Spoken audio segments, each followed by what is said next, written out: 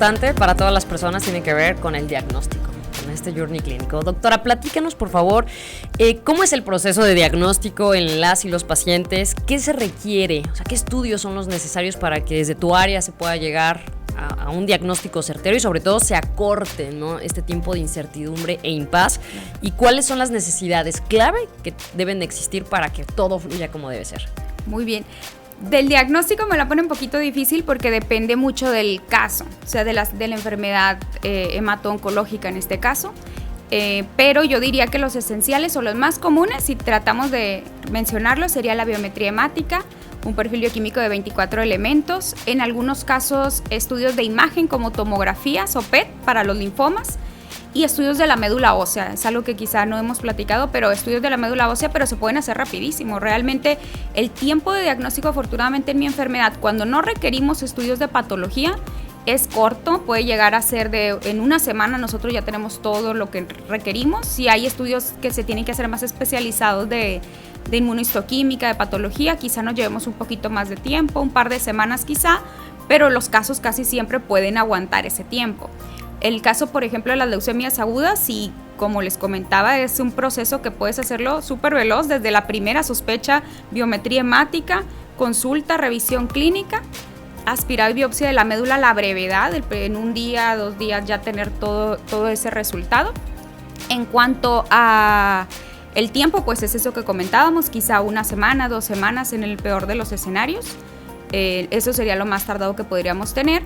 Y los requisitos que tendríamos, pues sí es mucho, importa el compromiso del paciente, qué tanto nos va a dejar avanzar en el proceso, ¿verdad? Yo diría que para mí ese es más o menos el caminito que llevamos, pero casi todo en hematología es un camino de diagnóstico, yo diría que rápido, no diría que sencillo, porque también a veces todas las noticias en tan corto tiempo pues llegan a ser pesadas, pero sí que influye mucho para cómo va a ser el futuro, para poder decidir el tratamiento. Y en el caso de las segundas opiniones, desde tu área, ¿cómo sería también este proceso? En el área de las segundas opiniones, ya aquí con Dupla me ha tocado pues casos de alta complejidad. En general las segundas opiniones son consultas de alta complejidad. ¿Por qué? Porque ya tienen una serie de estudios, entonces tú los revisas desde antes de incluso valorar al paciente, con un resumen clínico del paciente, y es muy emocionante. Yo diría que yo lo escribiría con un proceso emocionante que también te obliga a leer. Como yo les digo,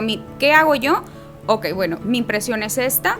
Vuelvo a revisar algunas dudas en la literatura médica científica, ver para poder transmitir eso, porque luego también está el factor de que se comprenda ¿qué pasa en una segunda opinión? Que a veces el paciente pues ya está muy predispuesto. Es que a mí me habían dicho esto, es que me dijeron esto otro. Y a veces están muy enojados y no creo nada y no le creo a nadie.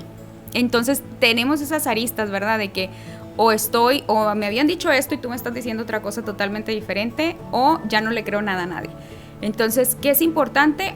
Tratar en la medida de lo posible hacer el mejor clic con el paciente, explicar desde cero como si tú hubieras sido su médico de primer contacto. Para mí eso es importante, de que bueno, al diagnóstico hubo esto, entonces cumples criterios de diagnóstico para esta enfermedad. Lo que se hizo, cuál es mi opinión, como siempre les digo, hablando con las palabras más sinceras, pero sin ser agresivo, porque eso es muy importante, el decir lo que sí podemos hacer. Entonces, bueno, y a partir de aquí yo recomendaría esta decisión, ¿verdad? Pero yo creo que sí se ha logrado hacer muy buen clic con el paciente, que comprendan qué es lo que está ocurriendo, pero el proceso es bastante interesante y emocionante.